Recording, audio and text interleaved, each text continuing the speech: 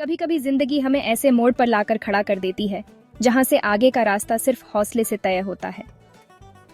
आज की यह कहानी भी ऐसी ही एक महिला की है जिनके इरादे इतने मजबूत थे कि उन्होंने सिर्फ अपने परिवार का नहीं बल्कि पूरे गांव का दिल जीत लिया। झारखंड के कोडरमा जिले के एक छोटे से गांव में रहने वाली दिशा दीदी आज गांव की हर बैठक में, जिनकी राय सबसे कीमती मानी जाती है, बच्चों की पहली गुरु और पूरे गांव की अपनी दीदी। लेकिन इस पहचान के पीछे एक लंबा संघर्ष और अथाह समर्पण की कहानी छिपी है। करीब 20 साल पहले की बात है। गांव में आंगनवाड़ी सेविका के चयन की प्रक्रिया चल रही थी। गांव के हर कोने में बस एक ही नाम गूंज रहा था, दिशा दीदी। वो हर गांव की बैठक में मौजूद रहती थीं, सबसे पहले पहुंचती थीं, सबसे स्पष्ट राय देती थीं और हर किसी की मदद को तैयार रहती थीं। लोगों के मन में उनके लिए एक अलग ही सम्मान था, जैसे किसी अपने के लिए होता है। लेकिन सेविका बनना सिर्फ एक शुरुआत थी। असली सफर तो उसके बाद शुरू हुआ। सरकार की ओर से आंगनवाड़ी चलाने के लिए कोई भवन उपलब्ध नहीं था। ये वो समय था जब कोई भी हार मान सकता था। पर नहीं, दिशा दीदी ने ठान लिया था कि बच्चों की पढ़ाई नहीं रुकनी चाहिए, चाहे कुछ भी हो जाए। शुरू में उन्होंने गांव के सरकारी क्लब के कुछ जगह को किराए पर लेकर पढ़ाना शुरू किया। वहां भी मुश्किलें कम नहीं थीं। जब जब क्लब में पूजा या कोई बैठक होती, बच्चों की पढ़ाई रुक जाती थी। किसी तरह 3 साल निकाल लिए। फिर सरकारी अधिकारियों ने भी धीरे धीरे मना करना शुरू कर दिया। अब एक बड़ा सवाल खड़ा था, आगे क्या? बहुत सोचने के बाद उन्होंने एक बहुत बड़ा फैसला लिया। अपने ही छोटे से घर को आंगनवाड़ी में बदल दिया।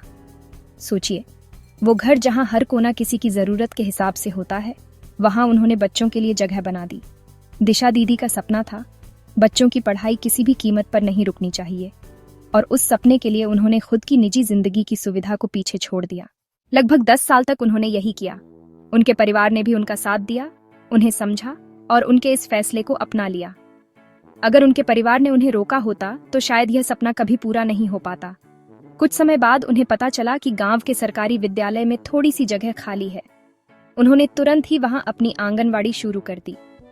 वहां भी उन्होंने 3 से 4 साल तक बच्चों को पढ़ाया। इस पूरे समय में अपने व्यक्तिगत विकास को भी उन्होंने नहीं रोका और BA की परीक्षा पास कर ली। इस संघर्ष भरी यात्रा का फल उन्हें तब मिला जब सरकार ने गांव के सरकारी विद्यालय के पीछे की जमीन पर आंगनवाड़ी केंद्र बनाने की मंजूरी दी। वहां एक सुंदर आंगनवाड़ी बनी और एक सपना धीरे धीरे हकीकत में बदल गया। लेकिन कहानी यहीं खत्म नहीं होती।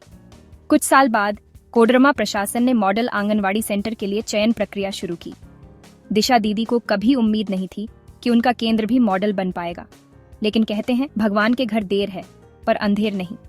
उनके सालों के संघर्ष और समर्पण ने उन्हें वहां भी पहुंचा दिया जहां से वो कभी सपने देखती थीं। आज दिशा दीदी और उनके बच्चे दोनों ही खुश हैं। गांव में आज भी वो हर महीने बैठक करती हैं, लोगों को सुझाव देती हैं, योजनाओं की जानकारी साझा करती है और उनके पास सब कुछ व्यवस्थित ढंग से रजिस्टर में दर्ज होता है। एक बार गांव के अधिकारियों ने सेविकाओं को और सशक्त बनाने के लिए एक प्रशिक्षण सत्र आयोजित किया। इसमें सेविकाओं को बच्चों को सिखाने के नए नए तरीके बताए गए, जैसे फूलों से रंग सिखाना। इसने दिशा दीदी के आत्मविश्वास को और मजबूत किया। अब उनके पढ़ाए हुए बच्चे तेज हैं, जिज्ञासु हैं, क्योंकि उनकी दिशा दीदी खुद हर दिन कुछ नया सीखती है। आज भी जब उनसे पूछा जाता है कि क्या इस पूरे सफर में कभी हार मानने का मन नहीं हुआ, तो वो मुस्कुराकर कहती हैं, अगर उस दिन मैं हार मान लेती तो आज ये आंगनवाड़ी यहाँ नहीं होती। ये है कहानी उस दिशा की जिसने एक गांव को ज्ञान की ओर मोड़ा।